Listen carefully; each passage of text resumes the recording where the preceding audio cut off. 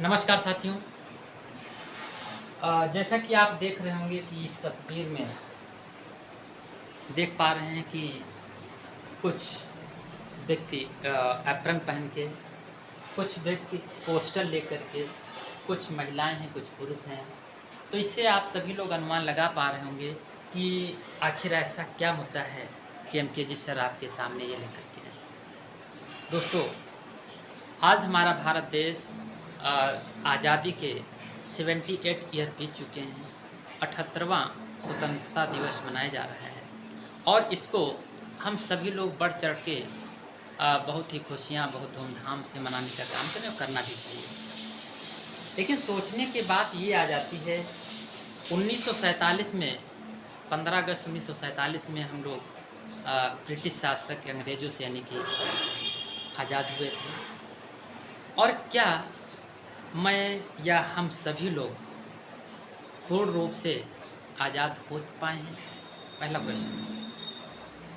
क्योंकि ऐसी घटनाएं जिसमें महिलाओं के अंदर डर पैदा करता है, ऐसे व्यक्तियों के साथ घटना होना जो दूसरों की जान बचाते हों, वो ही अगर अपनी जान के बचाने के लिए संघर्ष करने लगे तो आप समझ सकते हो कि देश की क्या स्थिति है। ऊपर बैठे लोगों की क्या सोच है, न्याय करने वाले लोगों की क्या सोच है। ऐसे कार्यों पर तो सरकार को, सुप्रीम कोर्ट को ऐसे कदम उठा लेने चाहिए कि किसी की गलत करने की हिम्मत ना पड़े। बात यह है कि क्या जो हम आज आज़ादी का अमृत महोत्सव मना रहे हैं, क्या हम सभी भारतीय वास्तव में स्वतंत्र हैं? पहला क्वेश्चन कि क्या जो इस टाइम स्वतंत्रता का माहौल है, क्या यही स्वतंत्रता है कि महिलाएं अकेले बाहर नहीं जा सकती हैं, महिलाओं के अंदर डर बना हो?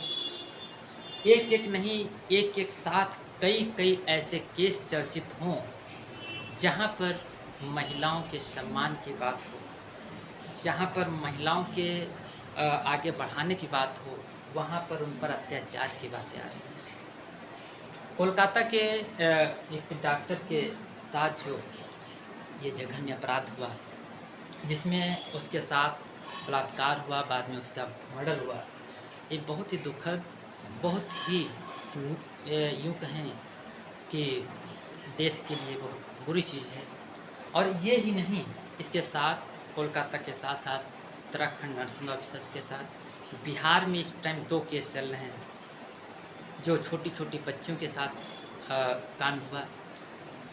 उत्तर प्रदेश में अयोध्या में एक केस चल रहा है, उत्तर प्रदेश में एक कन्नौज का केस, उत्तर प्रदेश में एक बुलंदशहर का केस, उत्तर प्रदेश में एक कासगंज का केस। ये यानी कि महिलाओं के साथ जो अत्याचार है उनकी, और अगर इनके सीधा अच्छे से इन पर रिसर्च की जाए, इन पर अच्छे से आंकड़े निकाले जाएं, तो कहीं ना कहीं बहुत सारे ऐसे केस हैं उनके केस ही नहीं दर्ज होते हैं। क्या वास्तव में यही स्वतंत्र भारत है?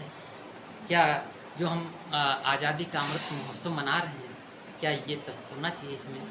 तो मैं इन सब बातों को लेकर के सभी राज्यों की सरकारों से और केंद्र की सरकार से, सुप्रीम कोर्ट से मैं यही चाहूँगा, यही निवेदन करूँगा कि कुछ ऐसे नियम लाए जाएं जिसमें स्वास्थ्य कर्मचारियों को सुरक्षा प्रदान हो, और ख़ासकर जो महिलाओं के साथ इतना अत्याचार है, इस पर कुछ ऐसे नियम लाए जाएं कि गलत करने वालों के मन में ऐसे विचार ही ना आए कि उनके साथ गलत हो।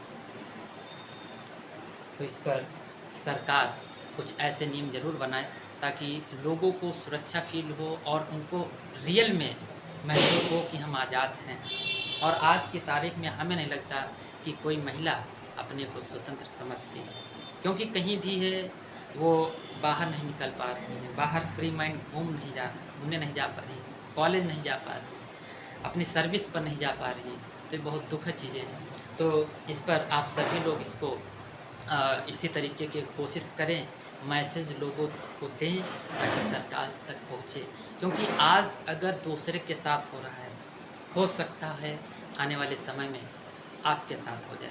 इसीलिए हमें सभी को जागरूक करना है, आगे बढ़ना है, लोगों को बताना है कि किस तरीके से एक दूसरे की सुरक्षा, क्योंकि अगर हम दूसरे के लिए आवाज़ उठा रहे हैं तो कहीं न कहीं अपने लिए भी उठा रहे हैं। आप सभी लोग इसी प्रकार की चीज़ों को सुनें और लोगों तक ज़रूर इसको मैसेज को दें और खुद कोशिश करें कि इसमें भागीदारी लें, क्योंकि बहुत सारे ऐसे डॉक्टर, बहुत सारे ऐसे नर्सिंग ऑफ़िसर्स इस कोलकाता के जो केस है उस पर संघर्ष कर रहे हैं।